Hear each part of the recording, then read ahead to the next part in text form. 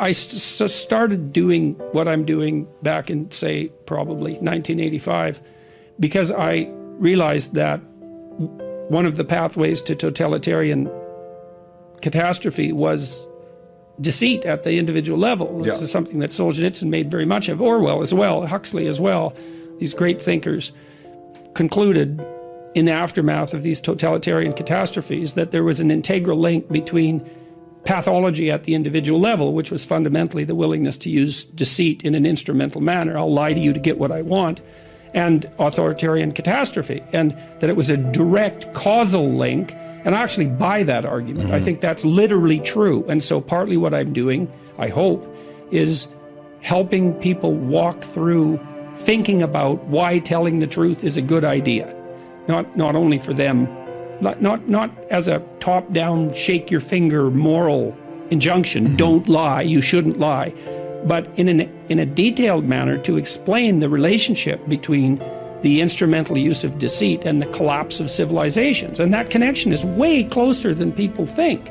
You know, so one person influences 1,000 people, for sure, in their lifetime, and sometimes a lot more than that. And 1,000, you know, the next rung out from that, 1,000 times 1,000 is 1,000,000, and the next rung out from that is 1,000,000,000. And so you're always at the center of a concentric circle that 2 rungs out contains 1,000,000,000 people.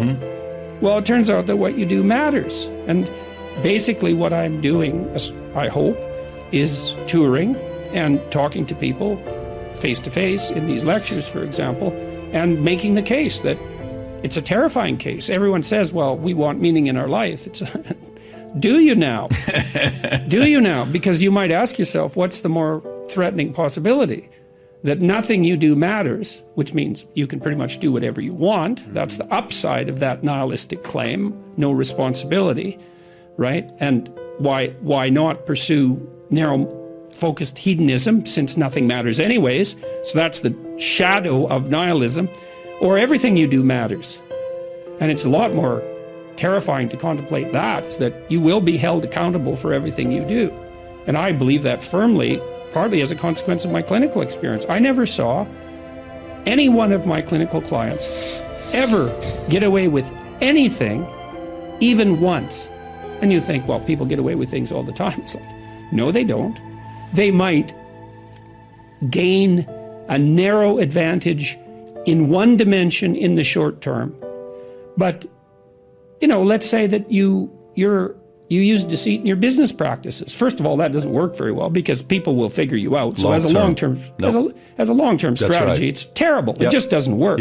No one is going to play with you if you're a cheat. But let's say that someone asked me the other day, well, what about these dictators that ruled their whole life, and they were at the top of the hierarchy, let's say, and they had all the power. Stalin's a perfectly good example. It's like, didn't he win? Well, everyone Stalin ever talked to lied to him because they were absolutely bloody terrified of him. His country was a nightmare. It was a hell, or as close as we've been able to produce, with the possible exception of the Nazis and the Maoists, but it was up there in terms of hell. And did he rule? Yes, but he ruled hell. And if you think that's a victory, well, go ahead and try it and see how much of a victory it is. You know, Milton's Satan said, I'd rather rule in hell than serve in heaven. It's like, fair enough, go ahead. Use deceit, use instrumentality, rule in hell. You'll be the ruler. See how much good it does you. See where that takes you. It takes you somewhere terrible.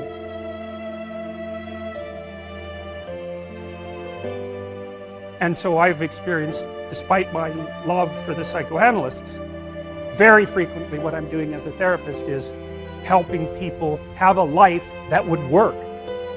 You know, and you can parameterize that. It's like, what do you need? How about some friends? That you'll kind of like that. How about an intimate relationship with someone that you can trust, that maybe has a future? That'd be good. How about a career that puts you in a dominance hierarchy somewhere, so at least you've got some possibility of rising, some possibility of stabilizing yourself, and a schedule and a routine, because no one can live without a routine. You just forget that. If you guys don't have a routine, I would recommend, like, you get one going, because you cannot be mentally healthy without a routine. You need to pick a time to get up. whatever time you want, but pick one and stick to it, because otherwise you dysregulate your circadian rhythms and they regulate your mood. And eat something in the morning. I've had lots of clients who've had anxiety disorders. I had one client who was literally starving. Very smart girl. There was very little that she liked. She kind of tried to subsist on like half a cup of rice a day. She came to me and said, I have no energy. I come home, all I want to do is watch the same movie over and over. What, like, is that weird? And I thought, well, it depends on how hard you work. You know, it's a little weird, but whatever. It's familiar, you're looking for comfort. So I did an analysis of her diet. It's like 3/4 of a cup of rice. It's like, you're starving. Eat something. You know, you'll feel better. So she modified her diet and all her anxiety went away and she had some energy. It's like, yeah, you gotta eat. So a schedule, that's a good thing, man. Your brain will thank you for it. It will stabilize your nervous system. With a bit of a plan, that's a good thing. You need a career, you need something productive to do with your time. You need to regulate your use of drugs and alcohol, most particularly alcohol, because that does in a lot of people. You need a family, like the family you have, your parents and all that. It'd be nice if you all got along, you could work on that. That's a good thing to work on. And then, you know, you probably need children at some point, and that's life.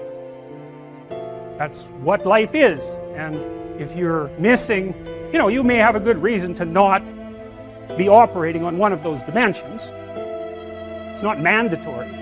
But I can tell you that if you're not operating reasonably well on 4, I think I mentioned 6, if you're not operating reasonably well on at least 3 of them, there's no way you're going to be psychologically thriving. And that's more pragmatic in some sense than psychological, right? Human beings have a nature. There's things we need. And if we have them, well, that's good. And if we don't have them, well, then we feel the lack. And so behaviorists, behavioral psychologists concentrate a lot more on that sort of thing. You know, it's practical. It's like strategizing. Make a career plan. Figure out how to negotiate, because that's bloody important. Figure out how to say what you need. Figure out how to tell the truth to people. Figure out how to listen to your partner in particular, because if you listen to them, they will actually tell you what they want, and sometimes you can give it to them and maybe they'll return the favor. And if you practice that for like 15 years, well, then maybe you're constantly giving each other what you want. Well, hooray, that would be good. And then there's 2 of you under both circumstances, and it's better to have 2 brains than 1, because people think differently because of their temperament mostly. And so the negotiation is where the wisdom arises, and it's part of the transformation, the psychological transformation that's attendant on an intimate relationship, and one of the fundamental purposes of a long-term intimate relationship.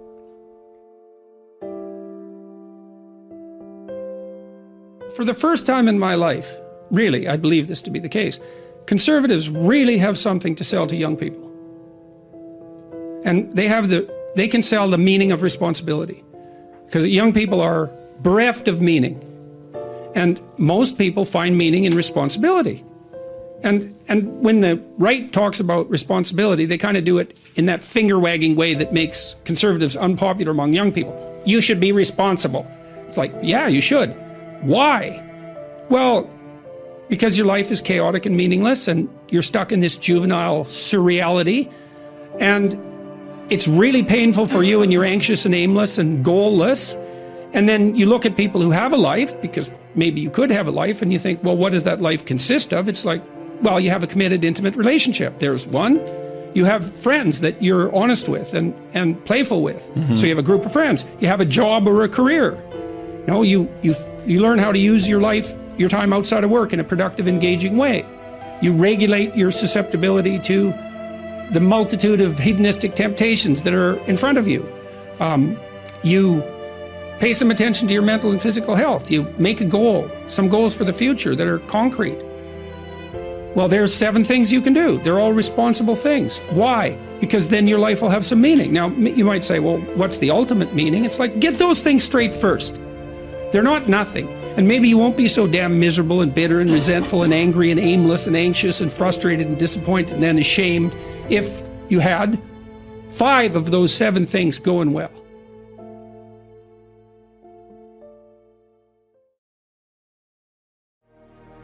People need the opportunity to be good at something. So then you might ask yourself, well, what's the best antidote to the discomfort of life? And you might say, well, it's comfort. And I suppose that's what you act out when you swaddle a baby. But a better antidote is something like adventure to excellence. And that's far better antidote to suffering than the mere absence of suffering. So, not to say that the mere absence of suffering, that's not nothing, you know. Stepping out of that sedation from comfort's difficult, though, especially if you've become routinized to it. Yeah, well, that's the difficulty of maturity. You know, the Freudians said very wisely that the good mother necessarily fails. What's that mean? It means she stops providing the comfort that insulates people against the need for adventure. I heard you say recently that a mother's ability to let her child go out into the world, knowing that they're still vulnerable and that it's now down to them and the world to look after them, that's one of the bravest things that they can do. It's the female crucifixion. And that's exemplified best in, well, the best portrayal of that I've seen is Michelangelo's Pieta. You know, it's a statue of Mary, and she has Christ's body on her, as an adult, on her lap, and he's broken and destroyed, and, you know, she's displaying that. And that's the bravery of a mother, to allow that to happen. But not only that, to facilitate it. So what about... Away you go, kid. Away you go. Away you go. Well, why? It's dangerous out there. It's like, yeah, no kidding. It's more dangerous here if you stay with me. By a lot. So you might lose your body out there in the world, but if you stay here, you lose your soul.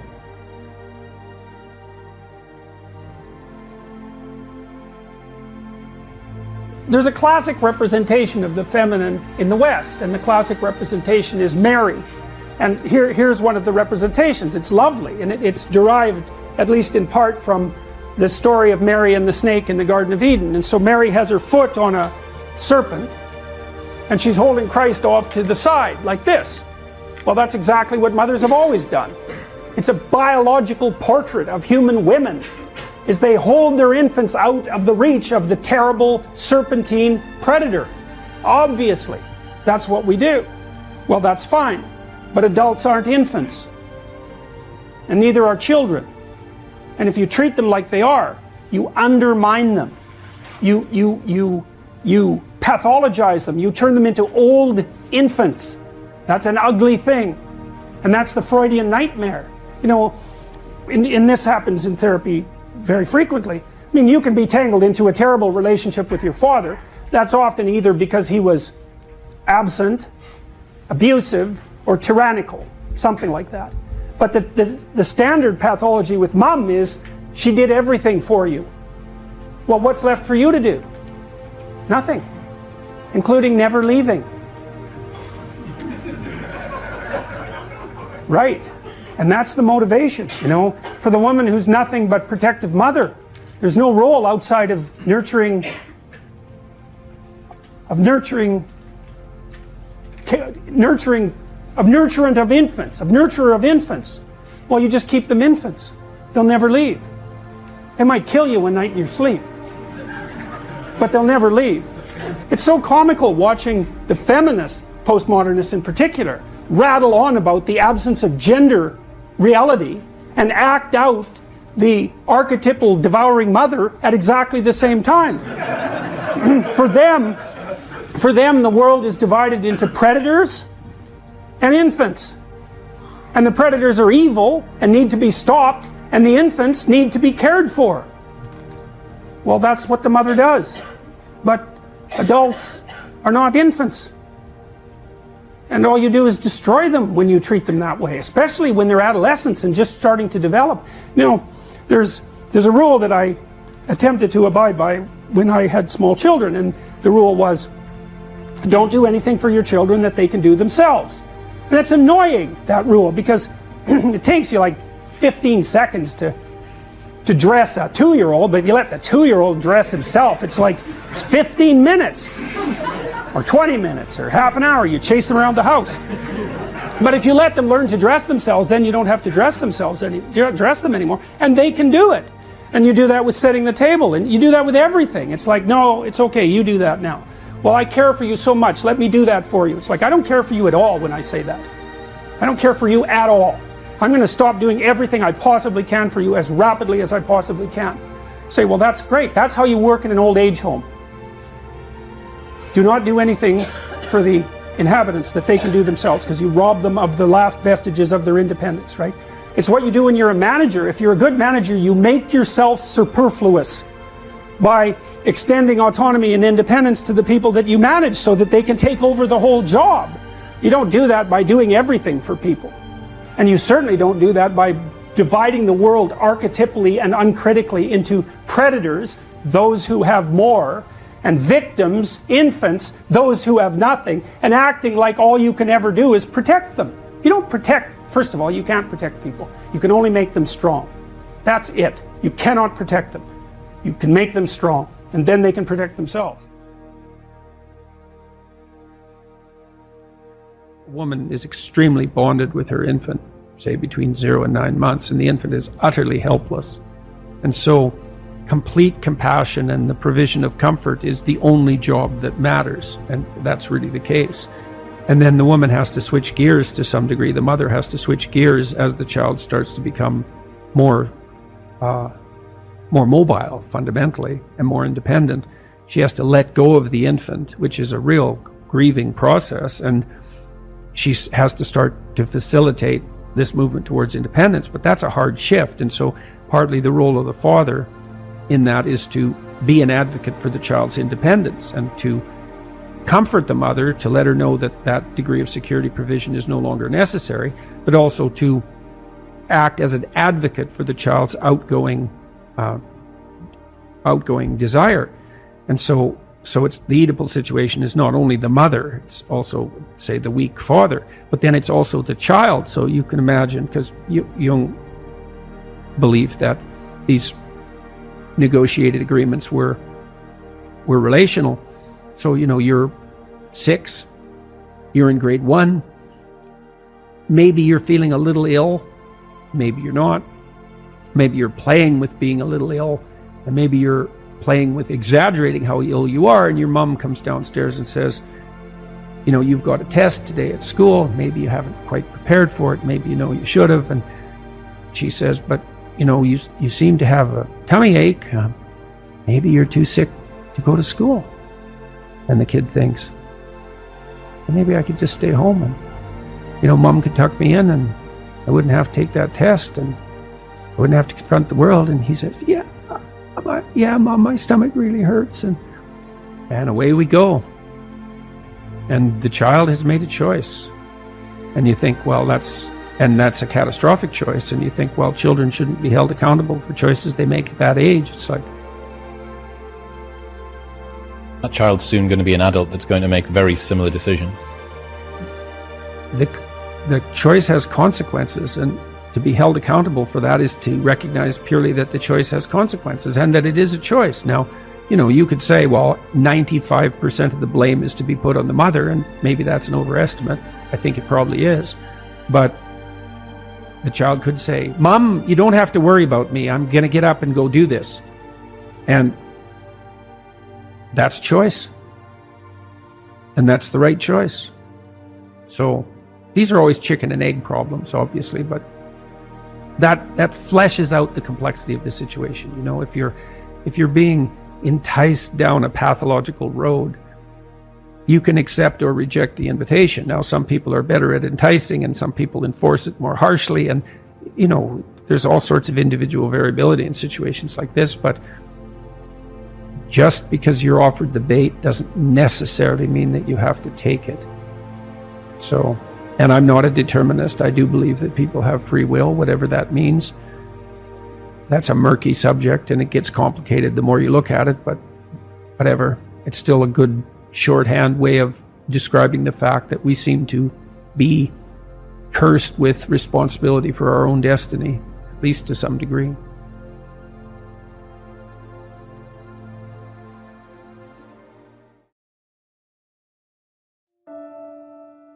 Try to do as much good possible as efficiently as possible. And that efficiency thing is really fun. If you guys who are listening are out for a challenge, like one of the things that you can, I think this heightens the meaning in your life, is to try to do difficult things, right? Aim high.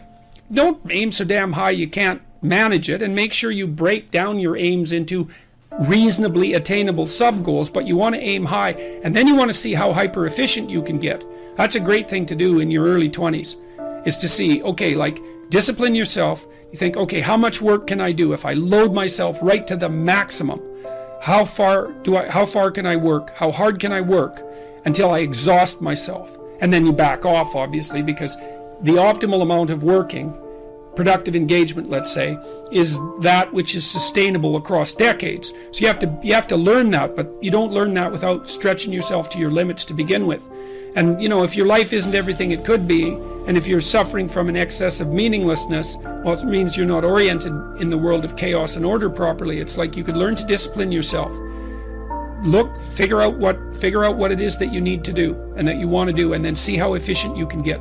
Because one of the things that's quite fun is to figure out, if you have a task, I always tell my graduate students this, if they're doing an experiment too, if you have a task that you have to do, it's really interesting to spend a few minutes, sometimes hours, depending on how long the task is, see if you can figure out how to do it from 5 to 10 times faster.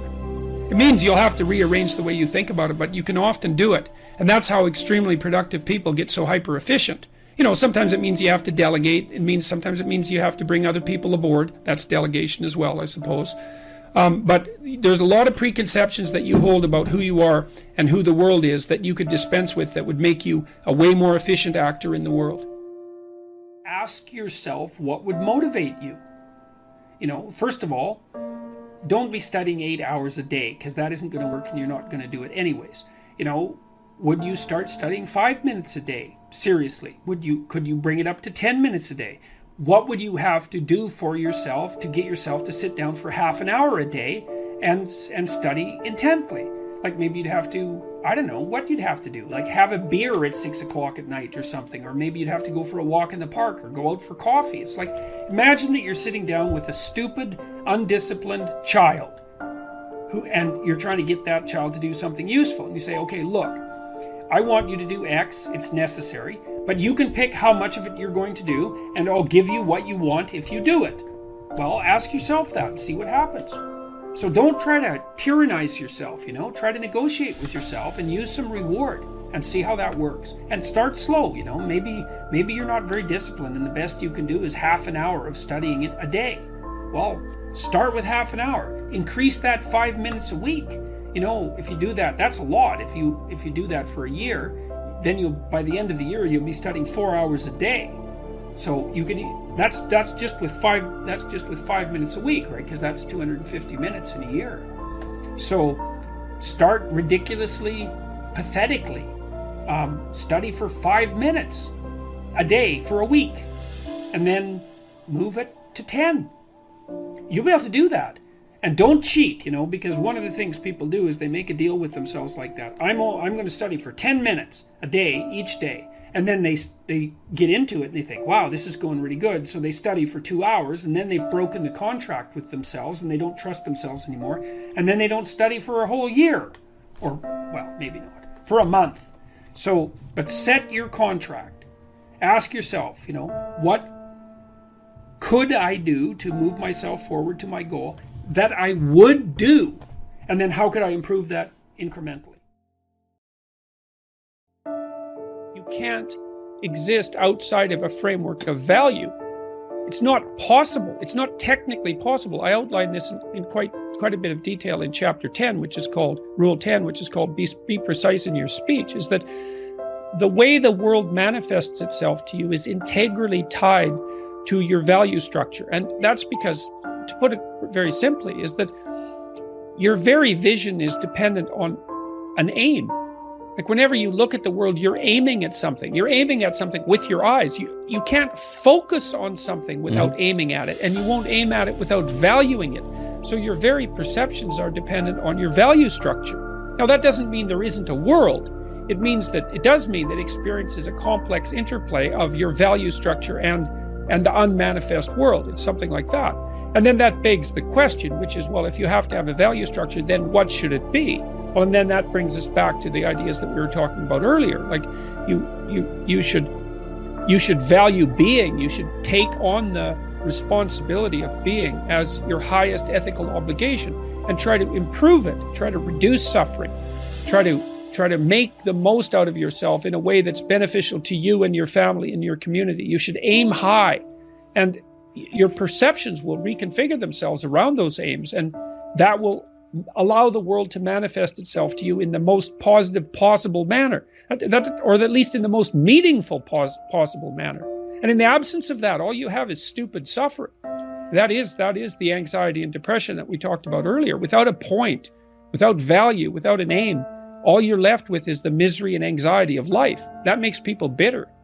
I love to bring up the notion of the aim, because one can react to this stupid suffering in a number of ways, but this is so clear. You write in it, you say, you cannot aim yourself at anything if you are completely undisciplined and untutored. You will not know what to target. You won't fly straight, even if you do get your aim right. And then you will conclude there is nothing to aim for, and then you will be lost. And these days, the prevailing moral framework, as I see it, is if it feels good, do it. How is it that discipline and the straight and narrow offer the best chance for a good life? And how is it that we have forgotten that is the case? Well, the reason that discipline is necessary is because you're a mass of competing short-term interests. And so the question is then, well, which short-term interest should win out?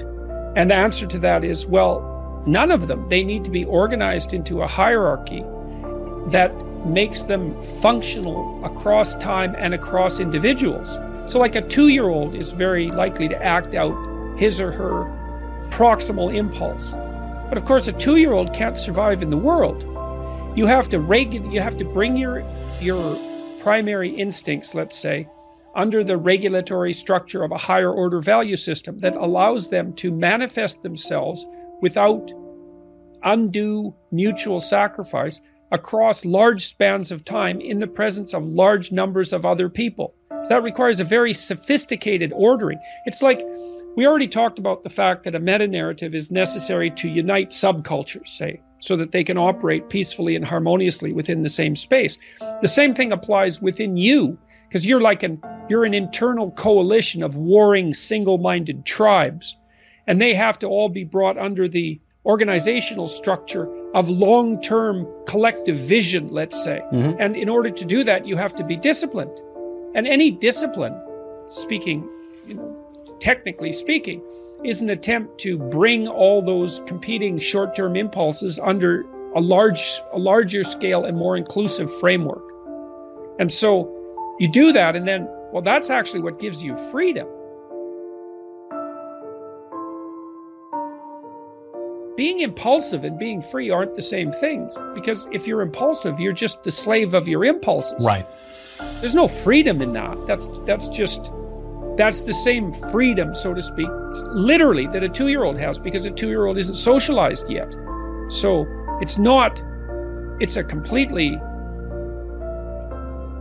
that doesn't function in the sophisticated world. It doesn't work. Right. Everyone knows it. We just like to pretend sometimes and say, oh, that does feel good, Now, I have one last... we like to pretend all the time, because that's why we go out and drink, because drinking enables you to blind yourself to the long-term consequences of your actions. And there's no doubt that that's very, very rewarding in the short term, but it's also why you wake up the next morning hungover and ashamed.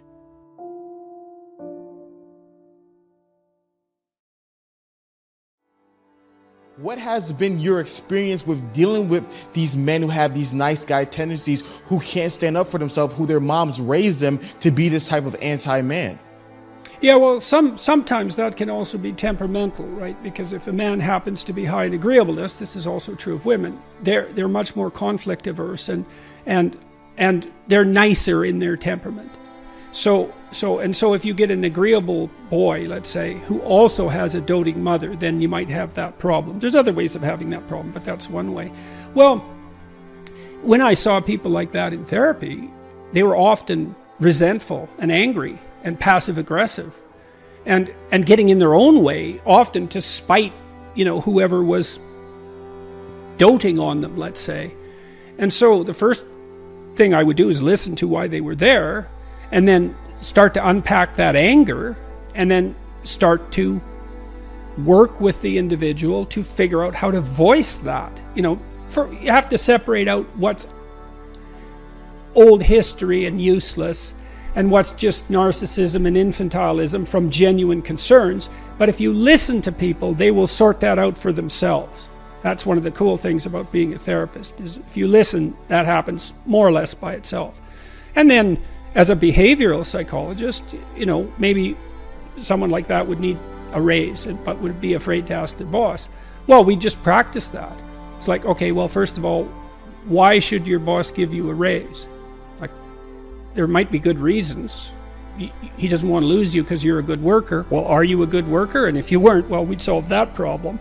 Put yourself in a position where you deserve the raise. Okay, well, now you're too timid or you're too unskilled, because you have to differentiate those two things too, because some people who can't stand up for themselves actually don't know how, whereas others are afraid, and some are both. And so you have to figure out, so some of it's skill training. Well, how do you actually ask your boss for a raise? Well, you tell the truth. That's the best way. You say, look, here's what I'm doing, here's why it's really useful for you.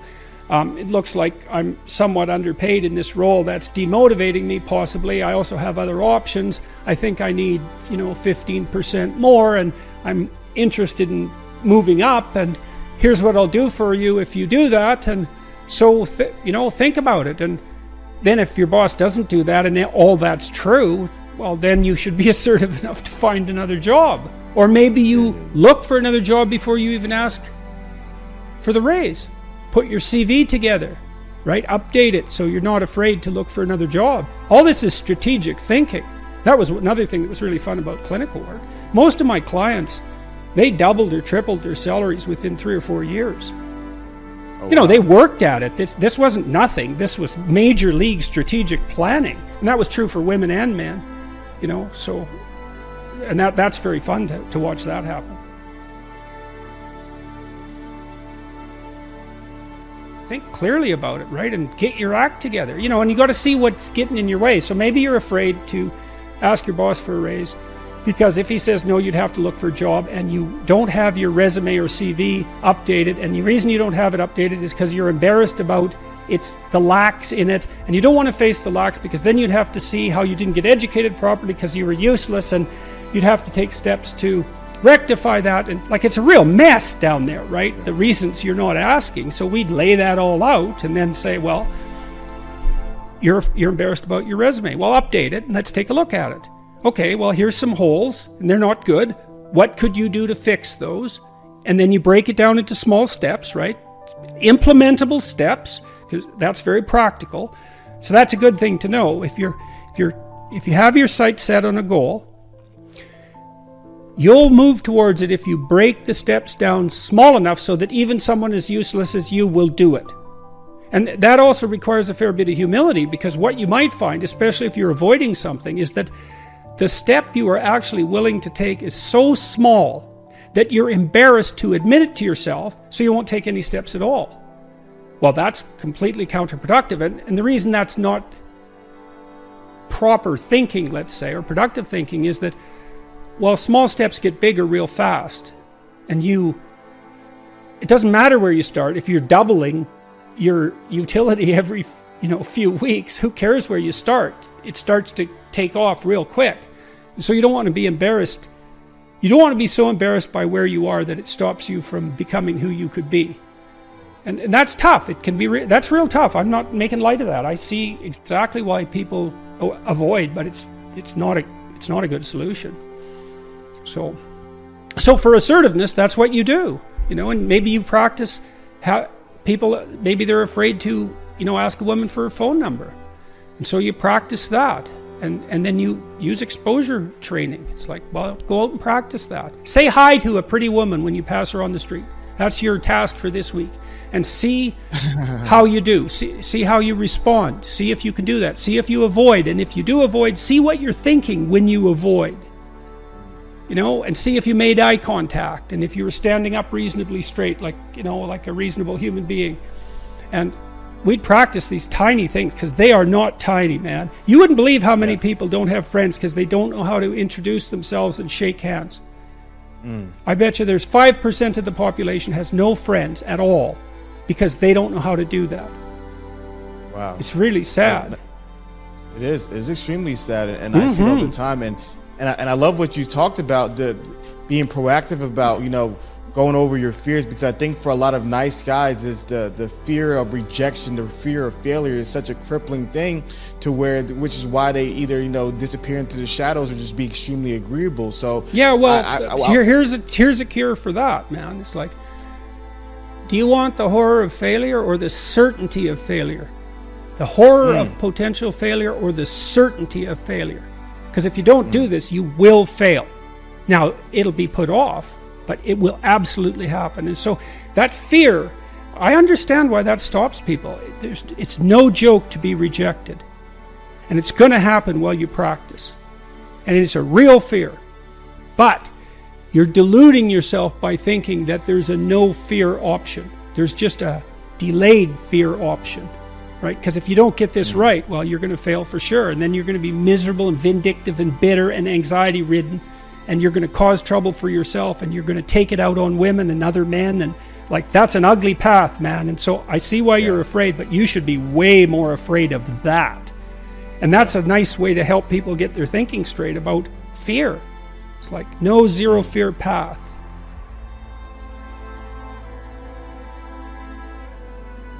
And a lot of men don't have encouraging messages to be able to start them on a journey to success.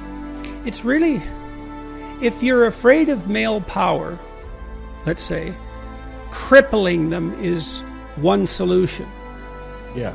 Now, it's not a good solution. And that's going to happen if you think of the patriarchy as a tyrant. And look, there's reasons to think that, you know.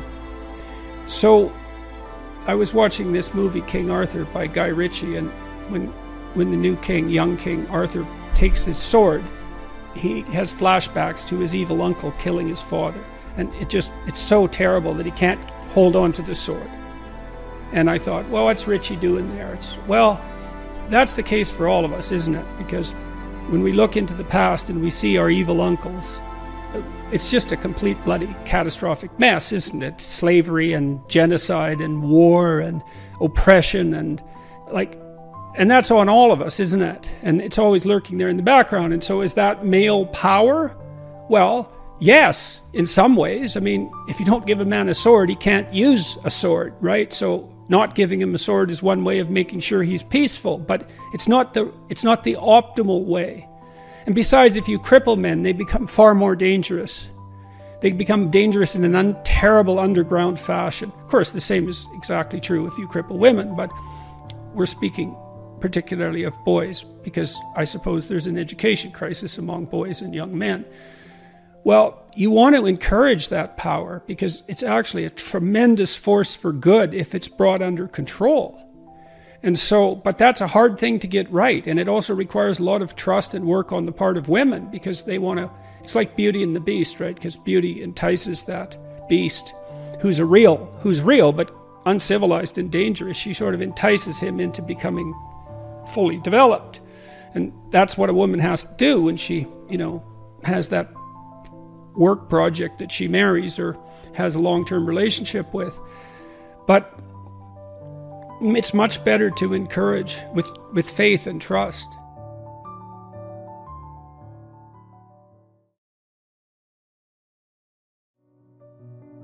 The major advantage, I think, to making a case very strongly that one of the fundamental realities of life is its suffering, is that it's actually a relief to people to hear that. Because they suspect it. Well, they know it. But no one's forthright about it. It's like, yeah, life is suffering. Okay, fine. So where does that leave us? Well, here's where it leaves us. It turns out that even though life is suffering, if you're sufficiently courageous and forthright and honest, let's say, in your approach, and you don't shy away, what you'll find is that there's something within you that will respond to the challenge of suffering with the development of ability that will transcend the suffering. So the pessimism is, yeah, well, life is rife with problems at every level.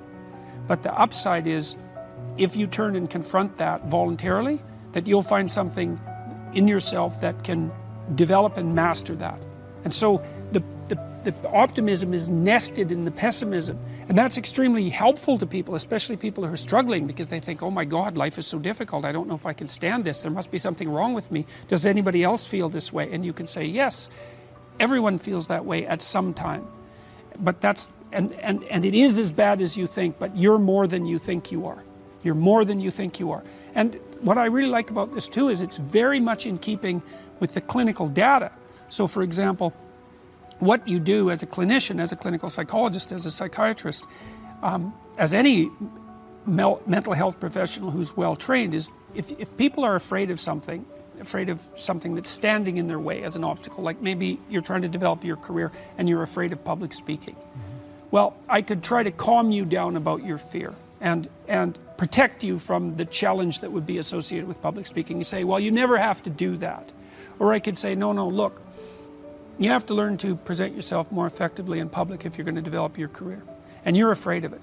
So let's break down what you're afraid of into 10 steps or 20 steps until we can find a step that's small enough so that you can actually master it. And let's assume that with 3 years of diligent practice that you could become a competent public speaker, at least one that isn't terrified. And with 5 years you could become an expert. And let's decide how relevant that is to your future prosperity and thriving.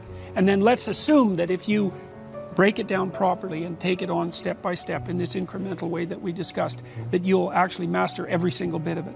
And the thing that's cool about that is all the clinical evidence shows it works. And not only that, that's actually how you learn in life.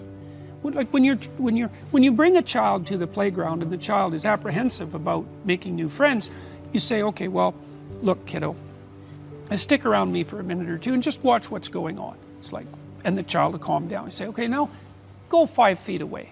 Just go out there a little bit and just see how it goes. And stay out there as long as you can. And if you need to come back for a hug, then no problem. It's like, so then the child can go out 10 feet. And they come back. You say, okay, well now, maybe just go over there and watch those kids. And the child will go out and then come back. And so that's it. It's the child's going out to where they're afraid, seeing that they can master it, and then coming back. Is exactly why I think that what I'm talking about is falling on receptive ears, is because you actually cannot have a prolonged discussion of rights without having an equally prolonged discussion of responsibilities for a variety of reasons. First of all, the actual reason that you have rights is so that you can discharge your responsibilities. It's not the other way around. It's like you're granted rights by everyone around you, or no, it's not granted exactly. It's part of the purpose of your rights, in some sense, is so that you can be given an autonomous space that's protected, in which you can manifest what's necessary about you in the world that's a contribution to it. So I have to leave a space for you so that you can make your contribution for yourself, so you can take care of yourself, so that you can shoulder responsibility for your family, and so that you can serve the community the best way that you can. And I don't want to set up a society that will interfere with that. But then there's the association that we already talked about between responsibility and meaning, which is absolutely crucial. And so the responsibility element is more important than the rights element as far as I'm concerned, or it certainly is at this point in time. And people know this. They instinctively know it. And yet, the role of the victim seems, which is a painful role to have, because something bad happened to you to be a victim. But it's something that society struggles with. So what about people who feel like they're a victim? They're right. They're victimizers too. Like everybody is a strange mixture of victim and victimizer. Lots of terrible things happen to people that aren't justifiable in some sense. Well, illness strikes people randomly. I mean, not entirely randomly, obviously, but there's a large random element in it, where you're thrown into existence as a consequence of your birth. That's existentialists, especially in the 1950s, talked about that all the time. They talked about it as thrownness, that you're sort of thrown into reality with your particular set of predispositions and weaknesses. And then there's going to be times in your life where things twist in a manner that's unfair to you, that you're not getting your just deserts. But that goes along with all sorts of unequally distributed privileges as well. And so that's the arbitrary nature of existence. But you can't allow those sorts of things to define you, because it's not that useful strategically. When you're playing a card game, you're dealt a hand of cards. Yep. Well, what do? You play the hand the best you can. Why? Because all the hands are equal? No, because you don't have a better strategy than playing the hand that you're dealt the best you can. And that doesn't even mean it'll be a winning strategy, but because people don't always win. Sometimes we lose, and sometimes we lose painfully, and sometimes we lose painfully and unjustly. That's not the point. The point is you don't have a better strategy, and neither does anyone else. And then it's also not so obvious how privilege and victimization are distributed. If you take someone who's doing quite well in life and you scratch underneath the surface, you generally don't have to scratch very far until you find one or more profound tragedies of the past, or perhaps of the present. And no matter how well protected you are in the world, you're still subject to illness, you're still subject to aging, you're still subject to the dissolution of your relationships, the death of your dreams, death itself. So vulnerability is built into the structure of existence. Now, if you start to regard yourself as a hapless victim, or even worse, an unfairly victimized victim, well, then things go very badly sideways for you. It's not a good strategy. You end up resentful, you end up angry, you end up vengeful, you end up hostile. And that's just the beginning. Things can get far more out of hand than that. So strategically, it's a bad game. It's better to take responsibility for the hand that you've been dealt. Those who have swords and know how to use them, but choose to keep them sheathed, will inherit the earth. And that's a much better idea as far as I'm concerned, because it means that you have a moral obligation to be strong and dangerous, both of those. But to harness that and to use it in the service of good. So it's associated with a complex set of ideas. But that principle right there is a stark differentiator of you from much of the material that I read. Generally, it's purely about compassion. You use the word victimhood, but a lot of folks do feel it's a virtue to feel sorry for others, because usually behind that is I'll do something. Virtue's not that easy. No. That's the problem, is that we wouldn't have to think if empathy guided us properly. But it doesn't. It guides us properly in some very specific conditions. It can also make us very dangerous because, and there's good experimental literature on this, if you're very sensitive to an in-group's claims, whatever they might be, that makes you very hostile to perceived out-group members. In-group, out-group, people within your tribe versus outside your tribe. Within whatever group it is that you're identifying with at that moment. So empathy drives that in-group identification. It's like, okay, well, what about the out-group? Oh, those are predatory. Those are predators. We better be hard on them. It's a mother bear's compassion that gets you eaten.